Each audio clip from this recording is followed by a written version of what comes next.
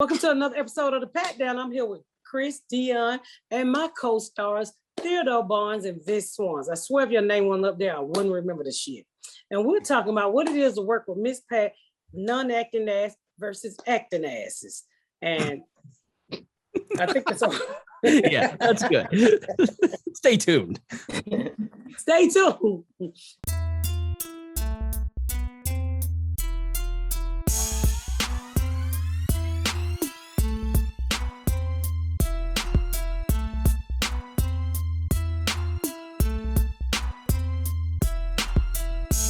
So we're here with the guys from the boys from the Miss Pat show, Vince Swan and Theodore Barnes, Junebug and Brandon.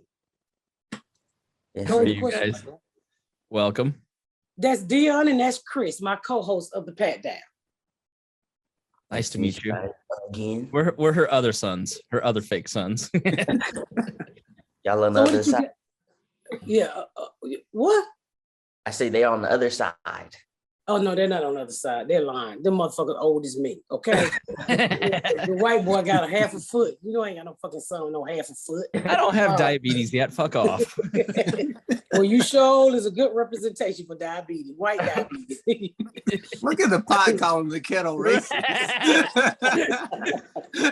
Nigga, you had diabetes for a while. Yeah, but my weight loss surgery got rid of it.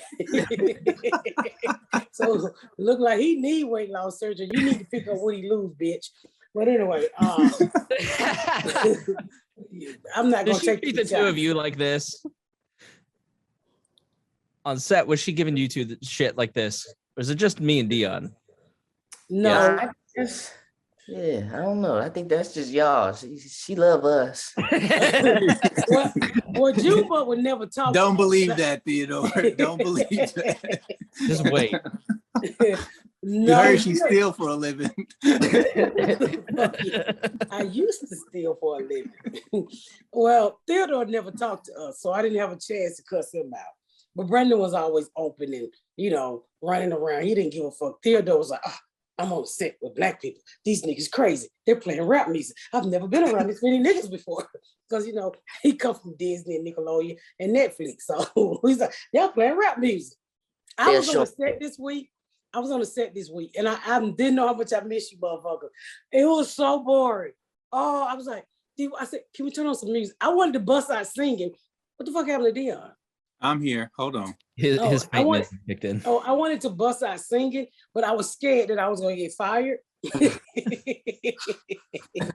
It was so boring. And then they was like, Miss Pat, you're welcome to ad-lib. And I said, that ain't what you want from me. That ain't what you want from me. So I kept my mouth shut. It was so fucking boring.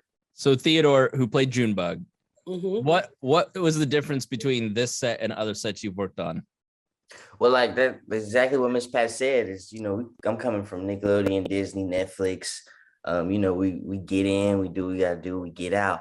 When I came over to the A, with the land, we have the niggas. Just say the niggas. Yeah, we doing a whole bunch of stuff. Disney trained that out of them. So it's just, it was a change of pace.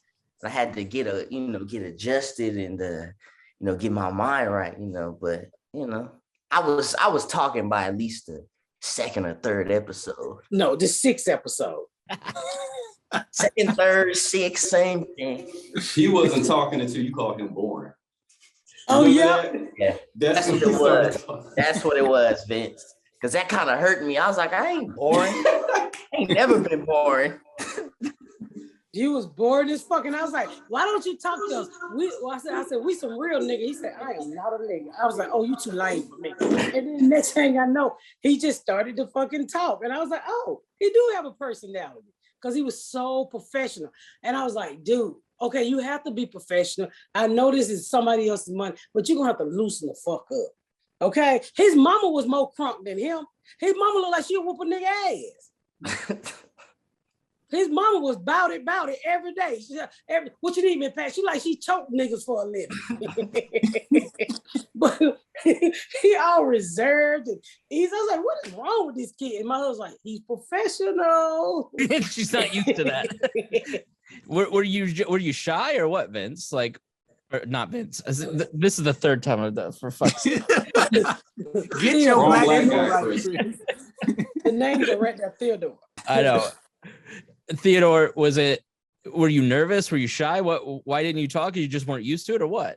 No, I just, I have this thing, when I come on to sets, and it all boils down to just starting out professional and, coming in, being about business, coming in, getting stuff done and letting people see that side first. Like, okay, this, because I am still a kid, at the time I was 18.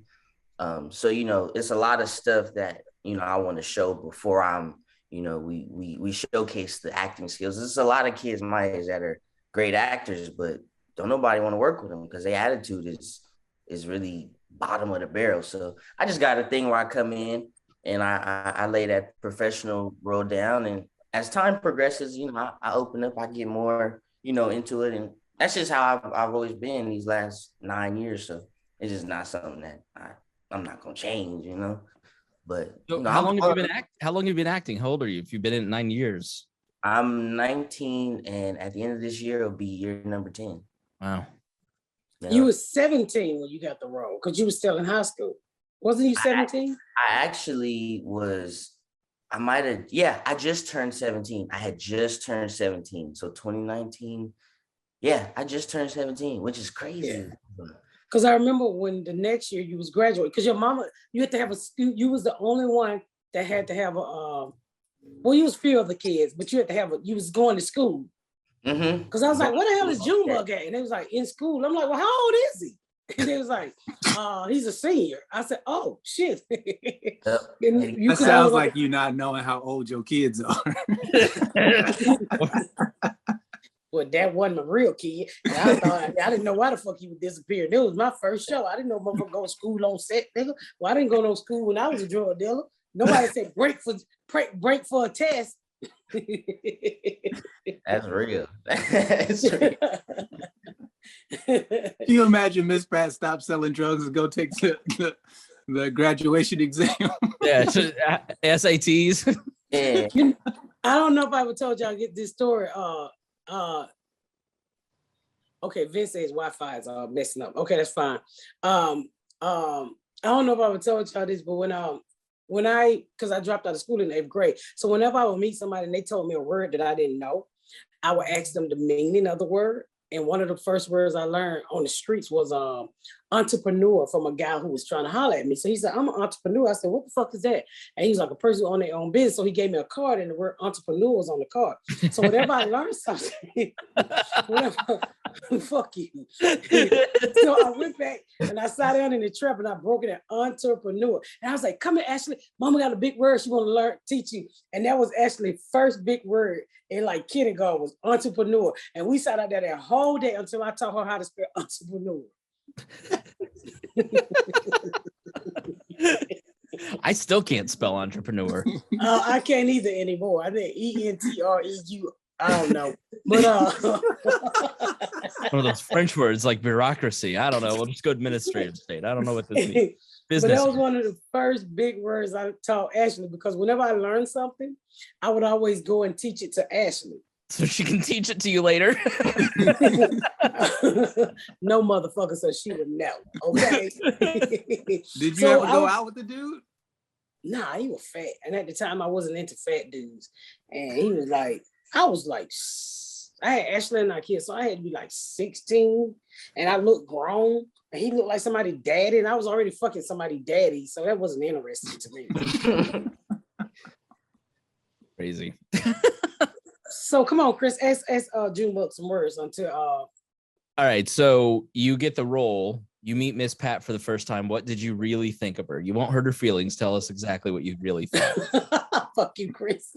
It's funny because every podcast that I've done before this or interview, they all ask that question. I tell them the exact same thing. I knew about Miss Pat. I feel like I was one of the few Black people that had watched Miss Pat before, anybody really knew. Like, people know who Miss Pat is, but like when I tell Black people before, they should be like, never heard of Miss Pat. And I tell them, go watch this little 7-minute bit on Comedy Central. You gonna love her after that. But Yeah, a couple months before I got the audition was when I first saw Miss Pat on YouTube because I watched a lot of comedy bits. So when I got the audition, I was like, oh, shoot. I'm like, oh, okay. And when I got to, was it in LA? The first audition, because usually the first audition, you don't really read with who's actually in the scene with you. So I had the pleasure of doing that off the rip. And so that really made me like, I came in and Miss Pat looked at me and she's like, you look like my Junebug. So, that already boosted my head. And, I would say you look like Junebug, but I'm out. I'm 3 strikes already, so I can't. before the recording, I was like, "Hey, congratulations on that Sprite commercial." He's like, "No, that was another black guy. Sorry." It's because of yeah. So that was my first introduction to Theodore. Do you like Theo or Theodore? By the way, it don't matter. Theodore, Teddy.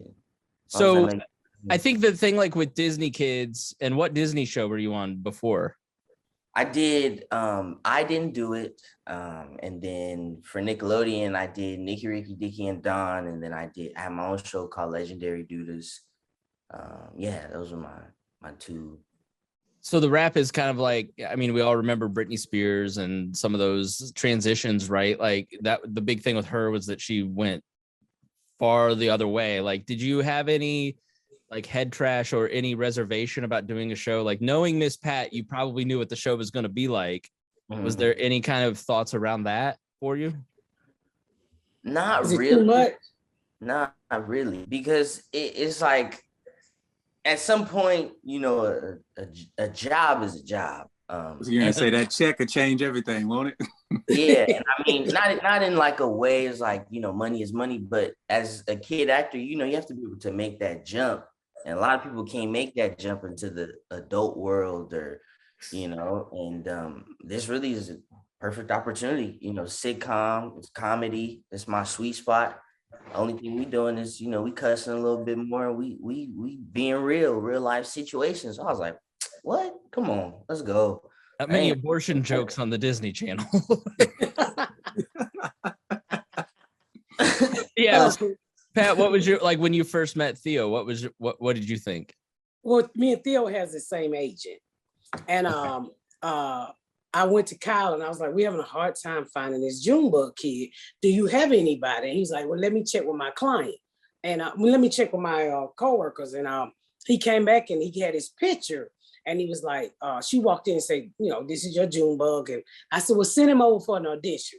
And when he walked in, the first thing I thought, I was like, God damn, because I saw other kids, and kids are in Hollywood. Once they get money, there was one little kid that was such a great actor, but he looked rich. And he know what I'm talking about. I'm not going to say his name. But he had the attitude. He's a little too, he was the type of kid I probably would have smashed upside the head with a hammer too. But he looked rich to me. Like he came in, he had cologne on, he was poloed down. He was fucking, his eyebrows looked like they were orange. I know this kid get fucking $500 facial. And she said, hold on. You can't just gloss over that. You said he looked like the type of kid I was smacking the head with a hammer. I didn't even hear that. You're not supposed to smack any kids in the head with a fucking hammer. Well, let me say there's a rubber hammer, not a real hammer. Yeah. I don't want to harm anybody. But this kid just looked rich to me. And this kid came in before Junebug came in, before Theodore came in. And that's when I went to my agent. I said, all these kids fucking look like they're rich. What the fuck is wrong with these kids? You don't come to a middle-class show with a fucking polo shirt on, looking like you fucking rich with motherfucking cologne that I recognize that I know costs money. Your fucking teeth look like they had been done on a fucking 12-year-old. So when I went to Kyle, he showed so mad about his wealth. But me and Jordan wanted to look real. You don't take a kid. You ever seen a show where you take a kid and you're like, they don't belong there? It's like almost saying that you playing these roles and these folks supposed to be poor and shit and they got perfect teeth. Well, you shouldn't have cast them, or you should have fucked their teeth up or something. So he comes in and I was like, oh my God. I said, he looked like my Junebug. So when he walked in, I was like, please let this nigga be able to act. Because I didn't Google anybody. I didn't look at your resume. I just want to take you for natural who you was. So I was like, please let him be able to act. Just let him be able to act, Lord. Please, please. And he walked in and I said, you look like my real Junebug. And I, you know, I was reading with the person. That's when he's saying about you don't always get a chance to read with the star. So I was sitting there reading with everybody. And you needed to practice. I did need to practice. He walked out and I said, that's my fucking Junebug. And they was like, no. I said, that's my, and then they still had the rich looking kid on the floor next to him. I said, what the fuck are we gonna do with this kid? And then at that time, I think that was the second or the audition twice before we went over to Fox Lot. Because we had to bring you back for Debbie Allen. So I was telling Debbie Allen, this is the fucking Junebug. This is the Junebug. And they was like, well, this one here got advertised. I don't give a fuck what he got. He looked like he rich. And so I just knew from that, I just knew when he walked in that was my Junebug. What I didn't know is Vince Swan was Brandon because I hated him.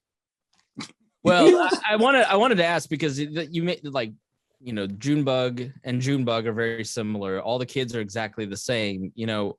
So Brandon, to prepare for the role of Nikea, like, did you stop reading? Did you just start wandering through? Like, what did you do to really get inside the Did you play Xbox all day? To get inside the mind of Nikea to play him? What was your method? And but you're on mute. You gotta unmute yourself. Oh, here we go. Me? I made you on mute. Vince. Vince on mute. He's trying to unmute. Okay. There we go. I'm trying to get this whole thing together. Yeah, I stopped reading. I played a lot of video games. Ask a lot of dumb questions. Yeah, a lot of dumb questions, staring at the ceiling. Honestly, like, what's funny is not cute. That was me at like 16. Like, I wasn't the brightest kid at 16.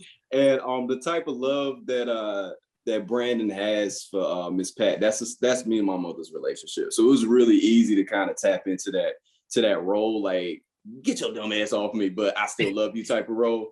So like it was fun to play because it was like reliving my childhood. Yeah, Miss Pat has said before that when she goes, Nike will be the only one of her kids on the cast gonna go, no, mama. And when he auditioned, I was like, and he left out, I was like, I don't like him.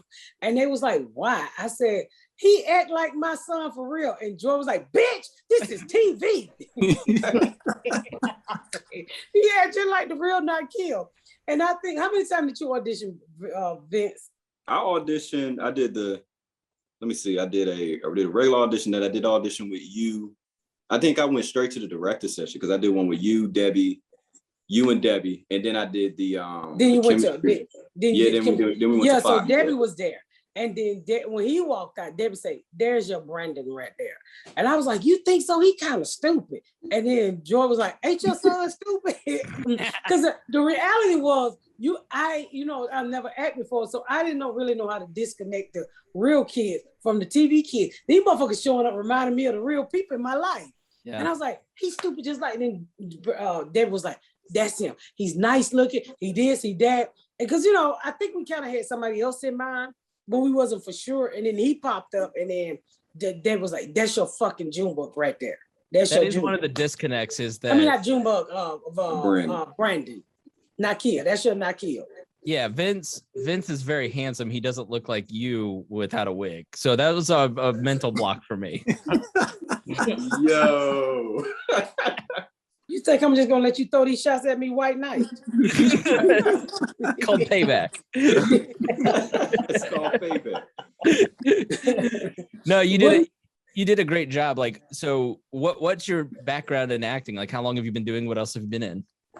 I started acting at 8. I got in it late. So I started acting at 17 because I was playing sports before then. I was destined to go to the NBA, but then, I ain't tall. So once my height stopped, I stopped. So I started acting at 17 and I went to North Carolina A&T for theater. And then I got into this program, the same program Chadwick Boseman got into, the British American Drama Academy at Oxford University.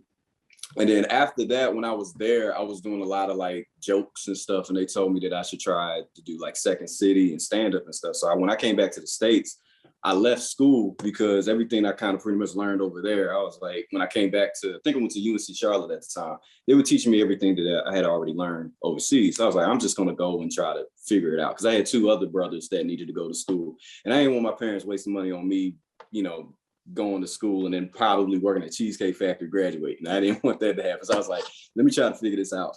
So I did stand up for about a year and a half. And then I just started doing videos online.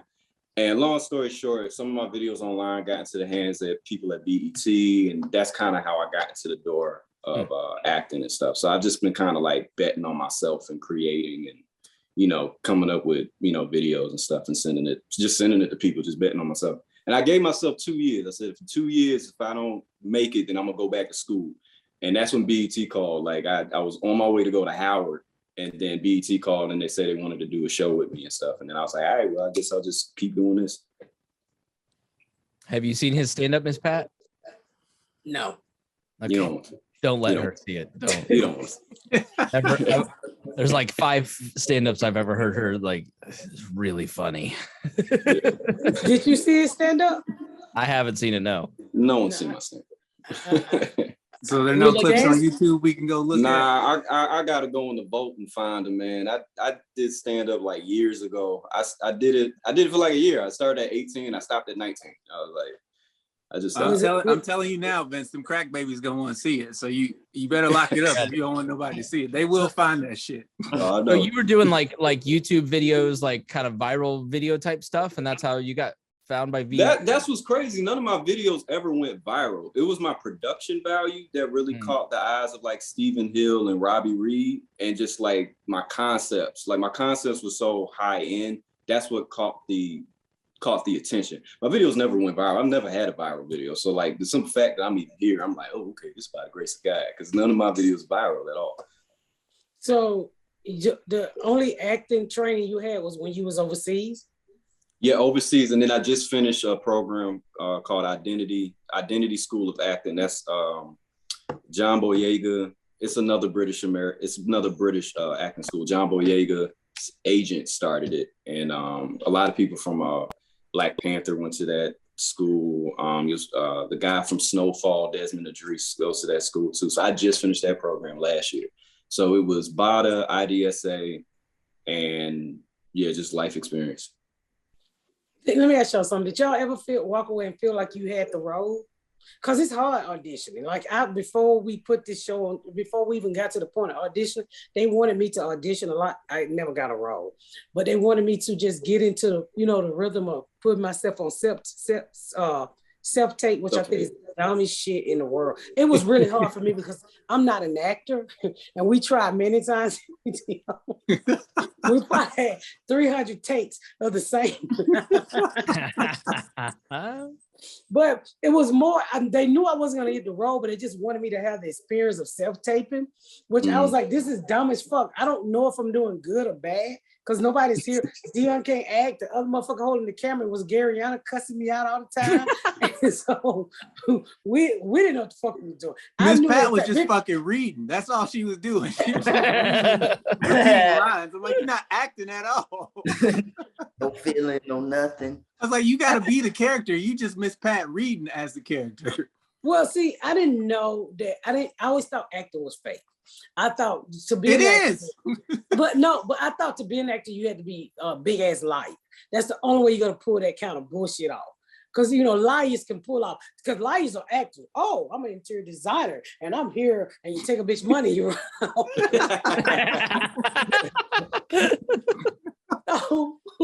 So, I never really thought like, I never had respect for actors. I was like, oh, anybody can do that bullshit if they really want to tell a good lie. Then when I get this show and like to get connected to you guys and like the feelings and, the emotions, like that finale we did, I was like, this shit kind of hurt. I kind of feel this shit. I do want to slap Junebug in the mouth for being so motherfucking smart ass. And Brendan really is stupid. And but I started really feeling like, oh, this is my fucking family.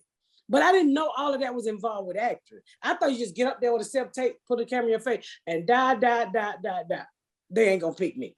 And I didn't give a fuck. So, that's a good attitude to have to go into auditions. Well, I never did a live audition like you guys did. I never did. She never acted. That's right. What she's telling you. She never, even in her self-tape, she wasn't acting.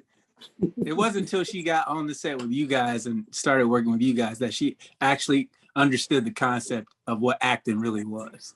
But I told you on set though, Miss Pat, like acting honestly is just honest. It's just tapping in honestly, because every line that you have said in the show, you said it honestly. Like half the time when you say shit, I'm like, damn, she really mad. Like because like you say it honestly. Like, and that's the thing. Like most people, like a lot of times, like you can get caught up being in acting school too. You can get caught up in trying to evoke an emotion, and it comes across fake. Because it's like as long as it comes across believable and honest, you're gonna convince everybody. And anytime when you have done your line, even in your dramatic roles and serious roles in the show, it comes across honest and it's believable. So like a lot of acting is just being honest. It's just tapping into that. Because when you're dealing with like contracts and shit going wrong on set and stuff, you ain't trying to think about how you feel in the scene. But like. Uh-oh. He froze. Hold on, you got to back up. You frozen. Damn, he look cross-eyed, don't he? Let's take a break while we get Vince back. So we're back from the break and we're picking up with Vince. Juma, did you ever leave the audition feeling like you had the job? Well, Theodore, I'm forever call you fucking Junebug. Not really. Only because I've gone into auditions and they just gone really great, and you leave and the rest of your day is awesome, and you still don't get the job. And there's been times where I feel like I just didn't perform the best at all, and I still get that call back, or so you really don't know what to expect. But like when you said, really just going in and not saying not caring, but it's either, if they like me, they like me. If they don't, they don't. I'm moving on. Once you really tap into that, it don't matter. But I really agree with you on the self-tapes, because with this COVID, that's all we've been doing is self-tape auditions. And honestly, I can't wait to go back in person, because when you're in person, you have to, this is it. You got your one shot, you perform or you don't. Yeah, that was the first time that Miss Pat and I ever had like a real conversation when she brought up the idea of the podcast. I helped her do a self-tape back in late 2018. And so I was real nervous about the show. But that was one thing that you see through the episode, like she really grows as an actress. Oh yeah. What when you over the talk about Miss Pat's acting over the course of the series, because I think as a viewer you could kind of see she grew, but as an actor, did you feel that too? I think Miss Pat didn't know she was an actor from the jump. It just honestly just needed to come out, and I feel like it really did. It took all of us, JB, Tammy, Brianna, Vince, me, Jordan. It just took up being around all of us to kind of bring that out, because at the end of the day, acting is what we're doing right now is acting. We having regular conversation, and somebody could put this on the TV show and boom, we're all actors. But Miss Pat, like Vince was saying, that genuine not approach, delivery is all it is. Simple saying, hey, how you doing? And not, hey, how you doing? Like, you're not coming up to somebody and doing that at 9 a.m. That's dead.